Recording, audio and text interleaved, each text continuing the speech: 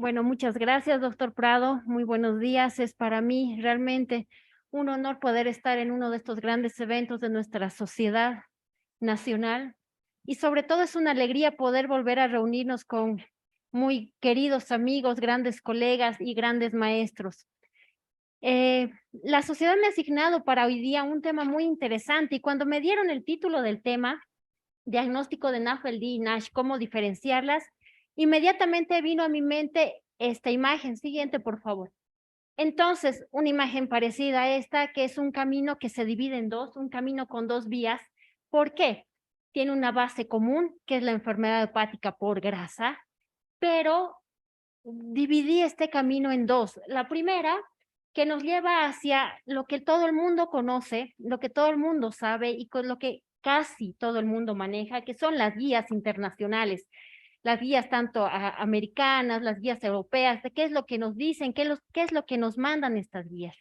Y el otro camino, que es un camino de investigación, de muy alta investigación, de evolución de la genética, que nos divide un poquito del camino primero y nos da otras pautas mucho más específicas que las vamos a ver más adelante. Entonces yo decidí seguir el primer camino. Voy a empezar con el siguiente, por favor. Voy a empezar con la agenda del día de hoy. Introducción, vamos a hablar mucho sobre las guías internacionales, definiciones, umbral de consumo de alcohol, población de riesgo, modalidad de detección de los grupos de riesgo, diagnósticos de enfermedad hepática grasa no avanzada, avanzada, no alcohólica avanzada, diagnóstico de esteatohepatitis y fibrosis, el papel de los test no invasivos y el papel de las imágenes y la biopsia, mencionándola muy brevemente. Y voy a terminar mencionando algo de las alteraciones genéticas asociadas y la evolución de esto. Siguiente. Bien, ¿qué es lo que vamos a decir? Lo que se dice siempre a nivel mundial, la enfermedad hepática por hígado graso no alcohólico es una enfermedad globalizada que va creciendo de forma importante y que se va tornándose cada vez más importante, tanto en nuestro medio como a nivel mundial, asociada con la enfermedad hepática grasa por alcohol. Según las últimas publicaciones, una publicación del año 2019 en el Hepatology nos dice que la prevalencia de esta enfermedad es del 25% aproximadamente a nivel mundial, con una prevalencia muy alta en lo que es América. Si ustedes pueden ver la gráfica, América del Norte un 24%, en Sudamérica ganamos con un poquito más, con un 32%, variable en Europa entre un 20 a 30%. En Oceanía tenemos un dato muy importante, por ejemplo, en Australia un 40%, pero en Nueva Zelanda 13%. Siguiente, por favor. En una revisión de aproximadamente 12 años tenemos muchas guías. Las guías más relevantes, probablemente no las más importantes, pero sí muy relevantes, son estas. Hay guías de la Organización Mundial de Gastroenterología, guías coreanas, guías europeas, americanas, de Chile, de Japón, etcétera. La siguiente, se ha hecho una revisión sistemática. Siguiente, por favor. Se ha hecho una revisión sistemática el año pasado en un estudio italiano en la que ha tomado todas estas guías encontradas, son aproximadamente 14 guías que se han tomado como base, en las que se han valorado diversos aspectos, como por ejemplo la aplicabilidad de la guía, la claridad de la presentación, el desarrollo riguroso que han tenido estas guías y les han dado a cada guía un puntaje de acuerdo a estas características.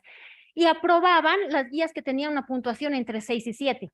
De estas guías, 8 guías aprobaron. Siguiente, de las cuales una es una guía americana, una guía de pediatría, y las otras 7 son la europea, Reino Unido, Corea, de la WHO, Estados Unidos, Italia y China. Siguiente, por favor, de las cuales nosotros tomamos las más actualizadas. La de Europa del 2016, la de Estados Unidos, la guía americana, que tiene unas guías del 2012, pero que complementa el 2018, las guías de China del 2018 y del Reino Unido del 2016. Gracias. ¿Qué es lo que dicen estas guías en cuanto a la definición? Esto es lo que se maneja en las guías internacionales y que debo decirlas de esta forma. ¿Qué es lo que dicen? Que esta enfermedad es la presencia de grasa hepática que involucra más del 5%. Pero no solamente va ahí, a esta enfermedad debemos excluir otras patologías que también puedan tener las mismas características, como por ejemplo, lo más importante, el consumo importante de alcohol. Otra, excluir las causas hereditarias, patologías hereditarias en el hígado y medicación esteatogénica, ¿no? Deberíamos excluir estos puntos. Las guías europeas además mencionan en la definición que la patología, la enfermedad hepática por hígado graso no alcohólico, debería estar asociada con resistencia a la insulina. Es lo que dice la guía europea. Y la guía americana la define como asociado a imágenes o histología. Siguiente, por favor. Pero ahí surge la pregunta de lo más importante. Debemos definir si es por alcohol o no es por alcohol. ¿Cómo yo defino si no es por alcohol? Existen unos valores que nos dan todas las guías sobre el umbral de consumo de alcohol. En estos valores la mayoría coincide, la americana, Reino Unido y China coinciden los valores de que el umbral de consumo de alcohol es un valor mayor a 20 gramos día en mujeres y mayor a 20 gramos día en hombres. Sin embargo, se considera que estos son números fríos, ¿no? Solamente decir esto probablemente no sea toda la definición exclusiva que queremos dar. Deberían mencionarse también la duración de la exposición significativa al alcohol.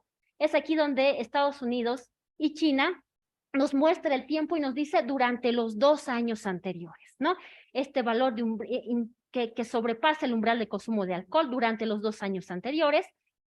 Ninguna de estas guías nos habla sobre el patrón de consumo y ni tampoco sobre la susceptibilidad individual, ¿no? Entonces tenemos números, pero de acuerdo a estos números debemos regirnos para poder lograr diferenciar entre estos dos grandes grupos. Siguiente, por favor. Entonces, ¿quiénes deben hacerse la prueba de hígado graso no alcohólico? Esta es la primera condición y la primera pregunta más grande que se hace en todas las guías. Y todas están de acuerdo en que una detección sistemática en la población general no está indicada, porque implica más costos que beneficios. La mayoría está de acuerdo en que la detección en pacientes de riesgo sí está indicada. Eso es Europa, Reino Unido y China. Pero nos falta alguien, las guías americanas. Las guías americanas, ¿qué es lo que dicen? No están de acuerdo en realizar una detección en pacientes de riesgo, porque también dicen lo mismo, probablemente que se trate más de un costo que beneficio claro, y porque hasta el momento hay una falta de tratamiento farmacológico que pueda ser eficaz. Siguiente, por favor. Entonces, ¿qué es lo que mencionan todas estas guías? ¿Cuáles son los factores de riesgo? ¿A quiénes sí debería hacerse un screening? A factores de riesgo. Todas las guías nos mencionan principalmente a criterios de síndrome metabólico, ¿no? Para excluir o para estudiar un hígado graso no alcohólico. Por ejemplo, las guías americanas mencionan como obesidad, diabetes mellitus tipo 2, dislipidemia, síndrome metabólico, y etcétera. Todas casi están por el mismo rumbo. Sin embargo, no está aquí en el estudio de nuestras guías o en el análisis de estas guías, pero las guías de Asia nos dicen que los factores de riesgo son obesidad y diabetes tipo 2. Pero, ¿qué es lo que han evidenciado? Y aquí es un dato importante que nos llama la atención, que cuarta parte de los pacientes con hígado graso no alcohólico no son obesos. Entonces ahí cambia un poquito su definición de quiénes tienen factores de riesgo. Por lo tanto, toman en cuenta la resistencia a la insulina y la distribución alterada de la grasa corporal. Probablemente esto vaya relacionado con lo que es la grasa visceral, que como todos nosotros sabemos, tiene un alto componente de riesgo para los pacientes, ¿no? Pero aquí ya nos llama un poquito la atención y por eso su variabilidad en los porcentajes también de prevalencia de esta enfermedad en Asia. Siguiente, por favor. ¿Y cómo hacemos la detección de estos pacientes? ¿No? Las guías nos mencionan, para un hígado graso, ¿qué debemos pedir? Ecografía, enzimas hepáticas, evaluación física dietética. Las guías del Reino Unido nos dicen índice de hígado graso y empieza a utilizar métodos no invasivos, como el índice de hígado graso y la ecografía. Las guías chinas nos dicen enzimas hepáticas y ecografía, y Estados Unidos o las guías americanas evidentemente no dan ninguna recomendación porque no están de acuerdo en realizar el screening a pesar de estos factores de riesgo mencionados. La ecografía que va a detectar esteatosis, pero la esteatosis la detecta cuando el porcentaje de grasa es mayor al 20%, o sea que queda todavía un porcentaje entre el 5 a 20% de que no pueda ser bien diagnosticado. Sin embargo, es muy útil para el diagnóstico de esteatosis moderada o de esteatosis severa, y no es factible o disminuye su eficacia en pacientes con índice de masa corporal alto. Las enzimas hepáticas las toman, nos las sugieren realizar y las toman como cualquier incremento que esté fuera del rango. Y este índice de hígado graso ha sido muy estudiado, es específico para diagnóstico de hígado graso, muy validado, ha sido validado en poblaciones tanto obesas como no obesas, nos va a predecir esteatosis, no predice, sin embargo, la gravedad, esto hay que tenerlo claro solamente si hay o no hígado graso, y toma como factores de evaluación el perímetro de cintura, los triglicéridos, GGT, peso y talla. Dando un puntaje en el que un puntaje mayor a 60 tiene gran probabilidad de esteatosis hepática. La evaluación física y dietética que debería ser apoyada o evaluada por los expertos en nutrición. Siguiente, por favor. Bien, entonces, ¿qué quiero que quede muy claro? Que una cosa es la NASH y una cosa es la NAFL. ¿Qué significa esto? Estas son las siglas en inglés, la esteatohepatitis no alcohólica y la enfermedad de grasa del hígado no alcohólico, ¿ya? O el hígado graso no alcohólico, mejor dicho. El hígado graso no alcohólico es una esteatosis pura, es una esteatosis simple, es una esteatosis que no va a evolucionar, ¿no? No tiene una etiología alcohólica, pero es una esteatosis que no va más allá hacia la fibrosis. En patología se ve, en anatomía patológica se ve esteatosis e inflamación lobular leve. Pero la NASH es una patología, es una inflamación que va evolucionando. La NASH temprana, cuando no hay fibrosis o hay una fibrosis muy leve, F0, F1, la NASH con fibrosis que puede ser significativa igual o mayor a F2, la NASH avanzada igual o mayor a F3 y la cirrosis por NASH. Y evidentemente con alta probabilidad de hepatocarcinoma. Siguiente. Entonces, ¿qué hacemos para el diagnóstico de enfermedad hepática grasa no alcohólica avanzada? Todas las guías ya se incluye Estados Unidos, porque Estados Unidos ya se interesa en esto que es el grado avanzado. Nos dan sugerencias. Europa nos dice evaluar los marcadores séricos y evaluar fibrosis con marcadores no invasivos, ¿no? El puntaje de fibrosis de NAFLD, la puntuación de fibrosis 4, en la puntuación mejorada de fibrosis hepática o fibrotest, que ya ya es un biomarcador que lo vamos a ver más adelante. El Reino Unido nos dice, nos recomienda en realidad la puntuación mejorada de fibrosis hepática, porque para el Reino Unido resultó muy bien validado este marcador, que con un valor mayor a 10.5 es positivo para fibrosis.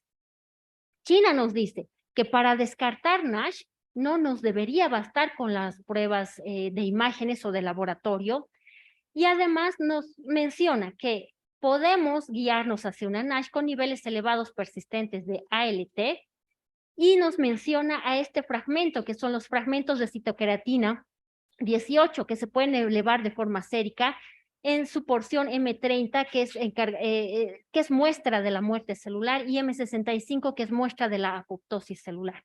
La elevación de estos fragmentos de citoqueratina sugieren NASH. En Estados Unidos, para el 2012, hay una diferencia entre 2012 y 2018. Para el 2012, la puntuación de fibrosis NALF es muy usada para evaluar el riesgo de fibrosis o cirrosis, y nos menciona que se debería evaluar esto en pacientes con síndrome metabólico. Pero ya para el 2018 nos dice que la enfermedad hepática grasa no alcohólica con fibrosis debería ser evaluada con el FIB4, que es un marcador no invasivo, y además nos menciona la elastografía, ¿no? Nos dice que la ayuda de estos valores de marcadores no invasivos asociada con elastografía pueden estratificar el riesgo de los pacientes de una forma muy adecuada. Siguiente, por favor.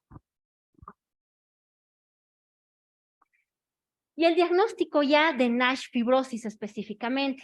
Europa, lo mismo, ¿no? Nos dice, ya hemos pedido lo que deberíamos pedir, hay una enfermedad hepática grasa no alcohólica más fibrosis o más con los marcadores ya mencionados positivos, o más enzimas hepáticas anormales. ¿Qué se debe hacer en estos pacientes? Se debería considerar una biopsia hepática e iniciar una monitorización y o terapia.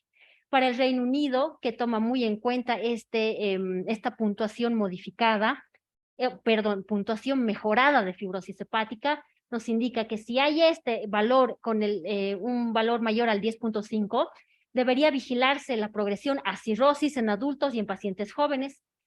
Y nos dice, sin embargo, también que el estándar de oro para el diagnóstico de la NASH va a ser la biopsia. China nos menciona nuevamente que en casos de tener fragmentos elevados de citoqueratina 18 y más aminotransferasas, debería realizarse una biopsia hepática en estos pacientes. Estados Unidos ya para el 2018 nos dice, perdón, para el 2012 nos dice lo siguiente: debe hacerse una biopsia en casos de puntuación de fibrosis en NAFLD mayor a 0.676. En este caso, Estados Unidos recomienda hacer la biopsia principalmente cuando no estamos seguros de descartar otras patologías que puedan tener el mismo contexto clínico. Pero además para el 2018 agrega unas pequeñas observaciones. Dice que los pacientes con NASH pueden también tener ferritina sérica elevada. Pero si en estos pacientes con NASH, ferritina sérica elevada, además hay aumento de la saturación de hierro con mutación del gen, debería estudiarse hemocromatosis. Y otro dato muy importante que nos da, que es muy breve, pero es muy importante, nos dice que los pacientes con NASH también pueden presentar autoanticuerpos ligeramente elevados, como los anticuerpos antimúsculo liso y los ANA. Esto podría confundirnos muchas ocasiones con una enfermedad autoinmune y que para estos pacientes también estaría indicada la biopsia hepática como definición diagnóstica. Siguiente, por favor. Entonces, el papel de los test no invasivos se torna importante, muy mencionado en todas estas guías. ¿Cuál es la utilidad? Se dice que en atención primaria nos va a permitir identificar el riesgo de NAFLD, pero también en atención secundaria y en atención de tercer nivel nos permite identificar a aquellos pacientes con peor pronóstico, por ejemplo, una enfermedad grave, ¿no? Una enfermedad que vaya a fibrosis, una NASH o una esteatohepatitis que esté evolucionando a fibrosis. Nos permite además monitorear la progresión de la enfermedad y nos permite además monitorizar y evaluar cómo va nuestro tratamiento en el caso de que el paciente inicie tratamiento. Siguiente, por favor.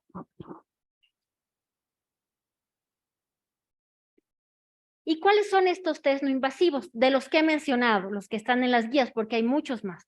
El primero que ya lo vimos, que es el índice de hígado graso, para definir esteatosis hepática simple. Con un valor mayor a 60, detecta el diagnóstico, define el diagnóstico, con un valor menor a 30, excluye el diagnóstico. Tiene una precisión de aproximadamente 84%. Entre otros marcadores séricos está la puntuación de fibrosis NAFLD, con sus siglas NFS. Como les mencioné, muy bien validado. Predice fibrosis severa, en este caso ya predice fibrosis. Y cuando tiene un valor mayor a 0,676, es igual a una fibrosis avanzada, con una sensibilidad, si bien de 33%, pero con una especificidad elevada del 98%.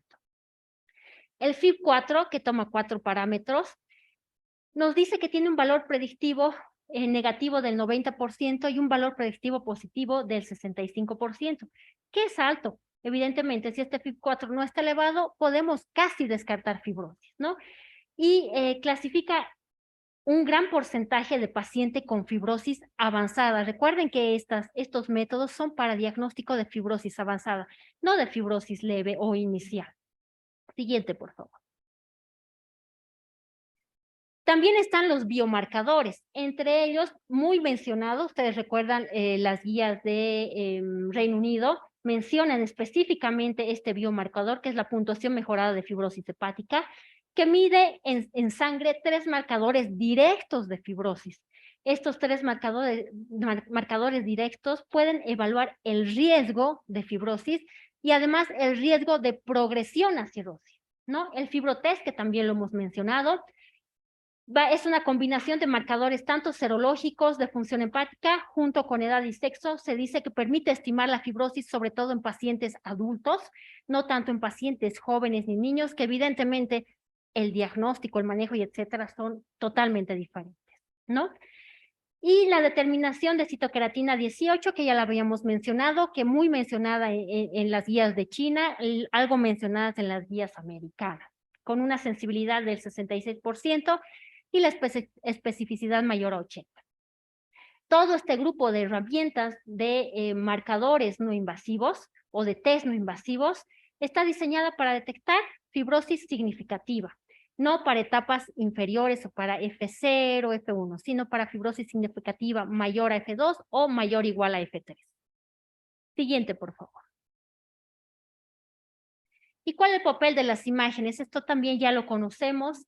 El hígado graso no alcohólico, muy bien diagnosticado, como decíamos, por ecografía, un estudio que tiene mayor disponibilidad y menor costo, diagnostica de forma muy adecuada esteatosis moderada y grave.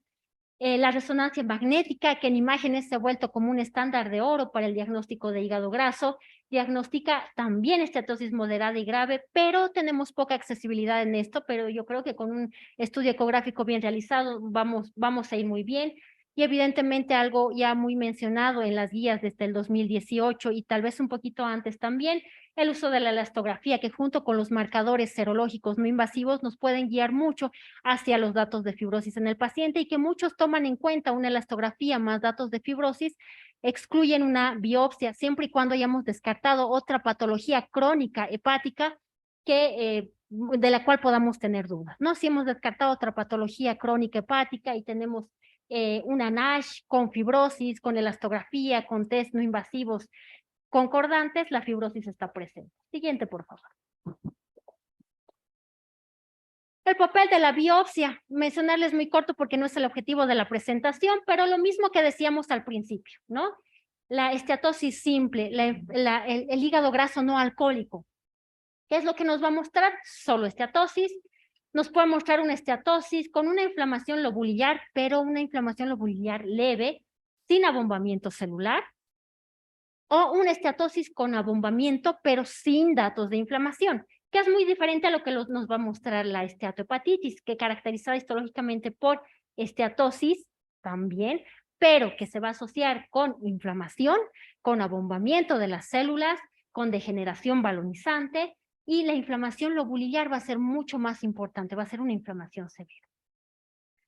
La biopsia hepática, como siempre se dice, es esencial para el diagnóstico de la esteatohepatitis. Siguiente, por favor. Bueno, este punto que es tan interesante está mencionado en las guías. He revisado también guías argentinas que lo mencionan y ya le dan una importancia a este tema de la genética. Las guías americanas, las guías europeas la mencionan, pero como que la mencionan de paso, porque dicen, faltan estudios, faltan conclusiones, hay que ver cómo va todo esto de la genética. Sin embargo, aquí se va por el otro camino. ¿Cuál es la asociación de la genética en NASH? ¿Qué es lo que pasa en NASH en una evolución hacia fibrosis? Tenemos que hay secuencias de genes muy bien estudiados, varios, de los cuales el más representativo es el PNPLA3, que tiene una actividad lipasa contra los triglicéridos, la función del gen, pero que cuando está alterada, cuando se ve una variante en el segmento 148 y una modificación o un reemplazo de isoleucina por metionina, da como resultado la pérdida de esta función. No hay hidrólisis de los triglicéridos y esto va a promover la presencia de hígado graso con inflamación.